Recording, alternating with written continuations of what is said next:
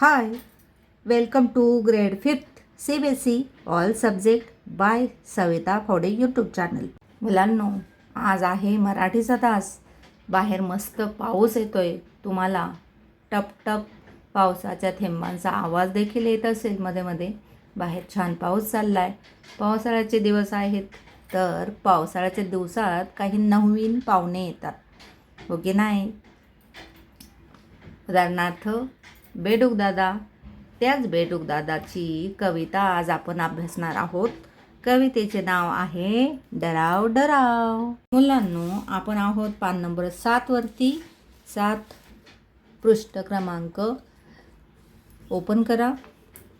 आपण कविता नंबर 5 डराव डराव ही अभ्यासणार आहोत.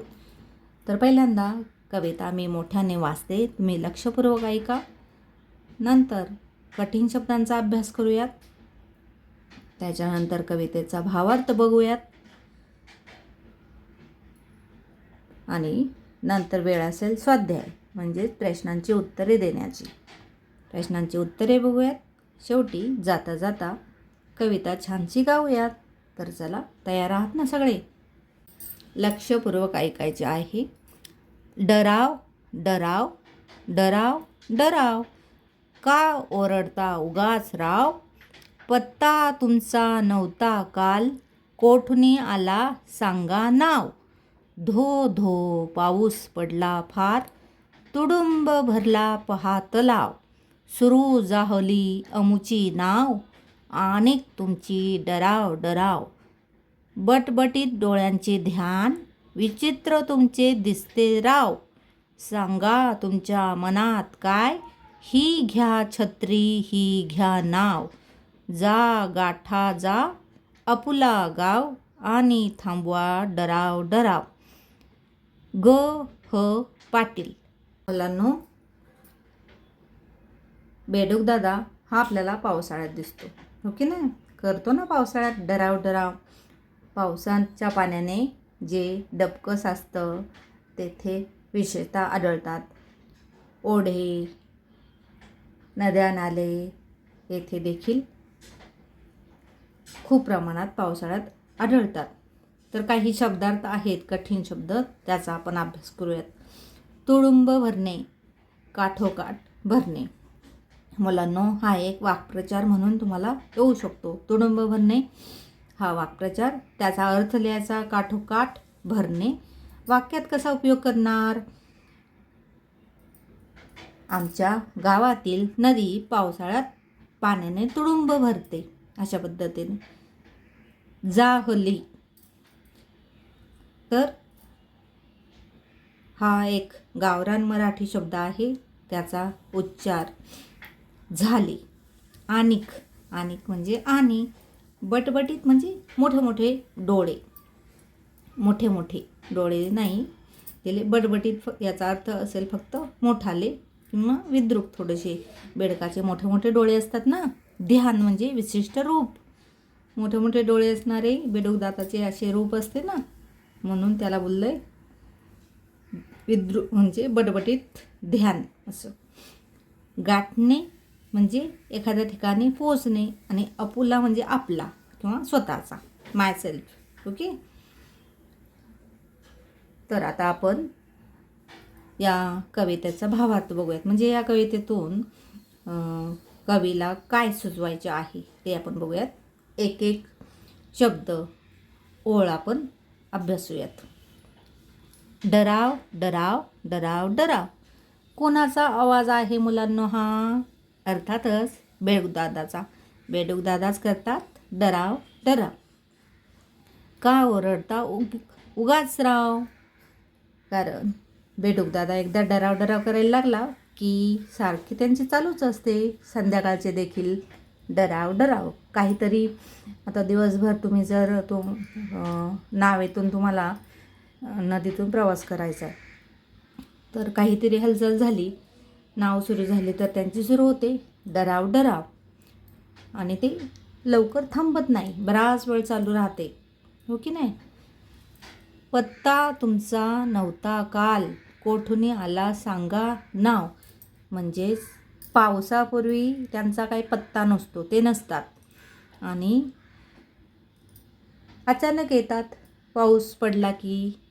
म्हणून कवी विचारतात, कालपर्यंत तुमचा पत्ता नव्हता, मी गेलो होतो नावेने नदीतून, त्या शांतता होती, डराव डराव आवाज येत नव्हता, आता तुम्ही कुठून आलात, नाव सांगा तुमचं, कुठून आलात ते सांगा, तुमचा पत्ता सांगा. धो धो पाऊस पडला फार, तुडुंब भरला पहा तलाव. म्हणजे कुठे आहेत हे बिडूकदादा? तलावात आहेत, तलावात. धो धो पाऊस पडला आणि मग जो तलाव आहे तो पूर्ण फुल भरला. तुडुंब म्हणजे भरपूर काठोकाठ भरला. आणि मग बेडूकदादाचा आवाज यायला लागला आणि तुमची डराव डराव सुरू झाली आमची नाव. आणि तलाव पूर्ण भरला, तुडुंब.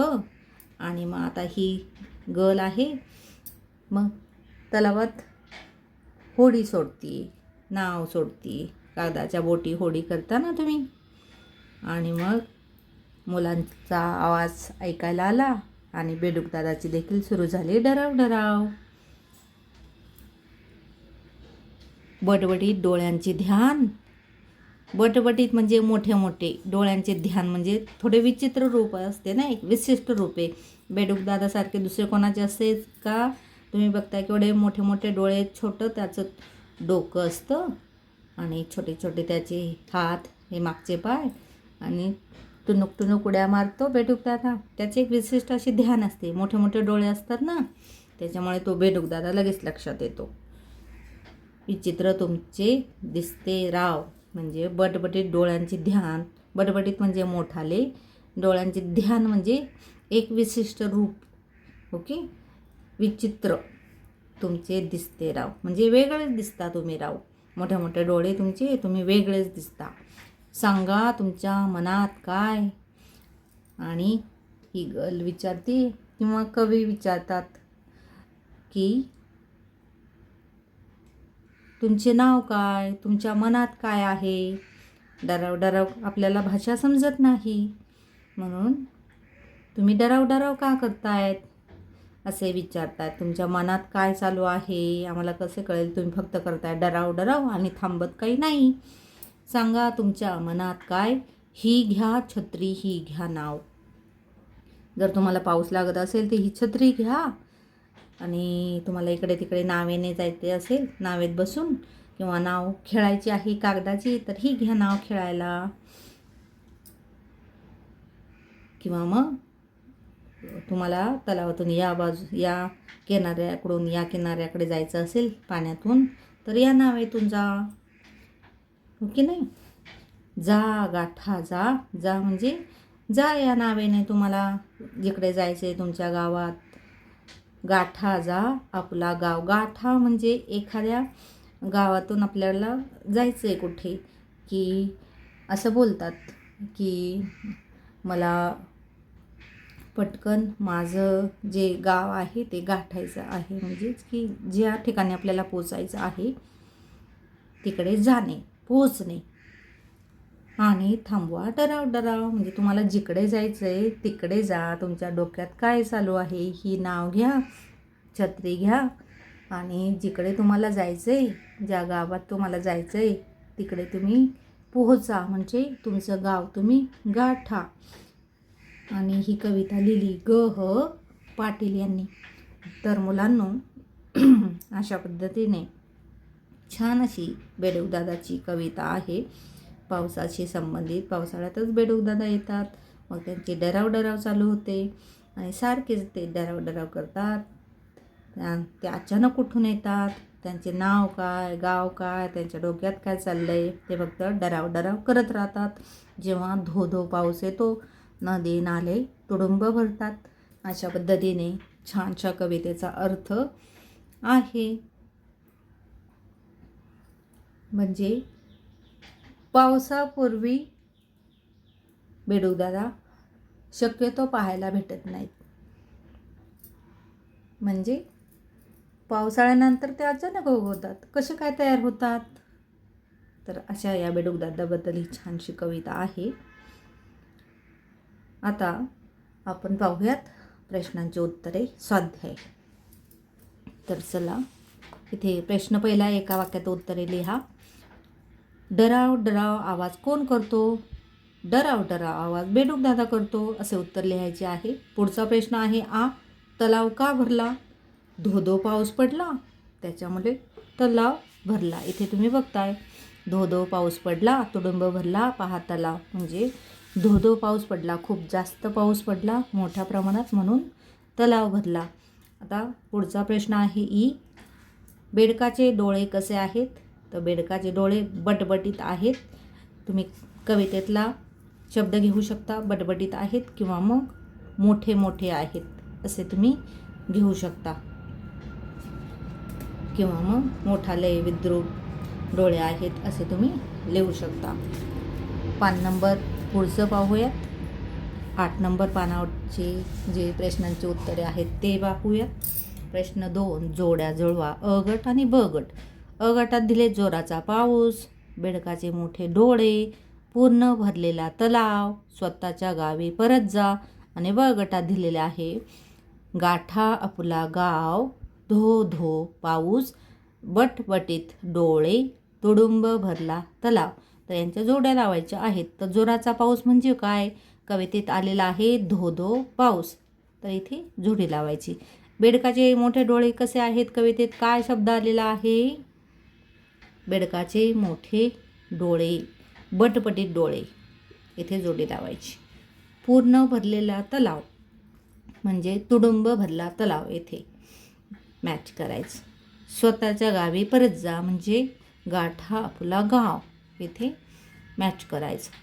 4 नंबर ओ, अशा पद्धतीने. आता पुढचा प्रश्न आहे 3, गोलातील शब्द वाचा, चित्रे ओळखा, त्यांच्या योग्य जोड्या जुळवा.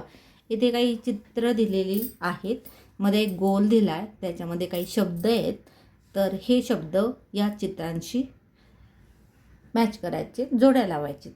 तर पहिल्यांदा आपण गोलामध्ये दिलेले जे शब्द आहेत ते मी वाचून दाखवते आणि मग बाजूच्या चित्रांशी जोड्या लावूयात. छुम छुम, किन किन, खळखळ, छन छन, घन घन, कडकड, ढम ढम. आता हे काही आवाज आहेत, साऊंड. तर बाजूला काही चित्र आहेत, त्यांच्याशी जोड्या लावायच्या. तर चित्र तुम्हाला सांगायची गरज नाही, तुम्ही खूप हुशार आहात, तुमच्या लगेच लक्षात आले असेल, ओळखलेत ना तुम्ही चित्र. Very good. आता छुम छुम आवाज कसला होतो? चाळ, हो की नाही? चाळ वाजतात छुम छुम. तर येथे छुम छुम ॲरोने मॅच करायचा. पुढे किन किन. आता किन किन आवाज कसला होतो? बांगड्यांचा, हो की नाही? बांगड्यांचा आवाज होतो किन किन. इथे हात दाखवलेत बांगड्या, इथे मॅच करायचं. खळखळ. खळखळ आवाज कसला होतो? पाण्याचा, ओढ्याचा. जे झरे असतात, नदी नाले असतात, ज्यावेळेस संथ पाणी वाहते त्यावेळेस त्याचा आवाज खळखळ असा होतो. हे पा इथे दिसते ना पाणी तुम्हाला, तर इथे मॅच करायचं. आता वरून पाहूयात या साईडने. छम, छन छन. आता छन छन काय वाजतं? चिल्लर, पैसे, नाणी, इथे मॅच करायचं. घन घन. घन घन, घंटा आहे ना इथे, घंटा. कडकड, कडकडाट, विजेचा, ढगांचा, इथे मॅच करायचं. आणि ढमढम टेक्स्टबुकने करून दाखवलेले आहे ढोल, हो की नाही? अशा पद्धतीने जोड्या लावायच्या. आता पुढे काही प्रश्न दिलेले आहेत, तेथे आपण विचार करून त्या प्रश्नांची उत्तरे द्यायची आहेत. तर प्रश्न 4, पाण्यातून प्रवास करण्यासाठी कोणती कोणती साधने वापरतात? आता इथून जे प्रश्न आहेत त्या प्रश्नांची उत्तरे प्रत्येक विद्यार्थ्याची वेगवेगळी असतील. पाण्यातून प्रवास करण्यासाठी कोणकोणती साधने वापरली जातात? कोणती वापरली जातात? पाण्यातून तुम्हाला जायचं आहे तर मग बोट, नाव, होडी, किंवा मग तुम्ही पोहून देखील जाऊ शकता, हो की नाही? पुढे प्रश्न 5, पावसात भिजू नये यासाठी तुम्ही काय काय वापरता? पावसाळा चालू आहे, मग भिजू नये म्हणून तुम्ही स्कूलमध्ये जाताना काय वापरता? छत्री, रेनकोट. ठीक आहे, छान. प्रश्न 6वा, निरीक्षण करा, आवाज सांगा व लिहा. आता इथे निरीक्षण करायचं आहे, आवाज सांगायचा आपल्याला आणि लिहायचा आहे. वाऱ्याने हलणाऱ्या झाडांच्या पानांचा आवाज. सळसळ आवाज येतो पानांचा, तर आपण लिहिणार सळसळ. उडायला सुरुवात करताना पक्ष्यांच्या पंखांचा आवाज कसा येतो? पक्षी कसे उडतात? आपण बोलतो ना भुर्र, तर तसा आवाज तुम्ही लिहू शकता. तापलेल्या तेलातील मोहरीचा आवाज. कसा आवाज येतो? ज्यावेळेस आई फोडणी देते, तडतड मोहरीचा आवाज येतो, तडतड. प्रश्न 7वा, छत्रीचे चित्र काढा आणि रंगवा. हा तुमच्यासाठी गृहपाठ आहे, होमवर्क आहे, तो तुम्ही आवडीने करणार मला माहीत आहे. पुढे वाचा, लक्षात ठेवा. नाव हा शब्द या कवितेत 2 अर्थांनी आला आहे. आलाय ना नाव? आता नाव म्हणजे एखादी वस्तू, व्यक्ती, प्राणी, पक्षी यांना दिलेले विशिष्ट नाव, हो की नाही? आणि नाव म्हणजे होडी. होडीने पाण्यातून प्रवास करता ना तुम्ही, नाव, होडी. समानार्थी शब्द झालेत नाव आणि होडी. आणि नाव हा वस्तू, व्यक्ती, प्राणी, पक्षी यांना दिलेले एक विशिष्ट नाव. नामाची व्याख्या, हो की नाही? तर मुलांनो, अशा पद्धतीने आपली छानशी कविता येथे संपलेली आहे. तुम्ही छान अशी प्रश्नांची उत्तरे दिलीत. खूप छान, हुशार आहात तुम्ही सगळे. तर चला, आता जाता जाता आपण ही छानशी कविता एकदा गाऊयात. तुम्ही सर्वजण माझ्यासोबत गाल याची अपेक्षा आहे. डराव डराव डराव डराव, का ओरडता उगीच राव? पत्ता तुमचा नव्हता काल, कोठून आला सांगा नाव? धो धो पाऊस पडला फार, तुडुंब भरला पहा तलाव. सुरू जाहली आमुची नाव, आणि तुमची डराव डराव. बटबटी डोळ्यांचे ध्यान, विचित्र तुमचे दिसते राव. सांगा तुमच्या मनात काय, ही घ्या छत्री ही घ्या नाव. जा गाठा जा आपला गाव, आणि थांबवा डराव डराव. पाटील. तर मुलांनो, अशा पद्धतीने 5 नंबर डराव डराव ही सुलभ भारतीय मराठी इयत्ता 5वीची कविता आपण छान अशी पद्धतीने शिकलो आहोत. पुढच्या मराठीच्या तासाला आपण सुरू करूयात पुढचा धडा. 6 नंबर ऐकूया खेळूया. तोपर्यंत छान अभ्यास करा, मस्त पावसाचा आनंद घ्या, पण खूप भिजू नका आणि आजारी पडू नका. खूप छान पावसाळा आहे. मस्त ऊन, वारा, पाऊस हे सगळे अनुभवले तरच आपण तंदुरुस्त राहतो. मस्त पावसाळा एन्जॉय करा आणि पुन्हा भेटू पुढच्या मराठीच्या तासाला.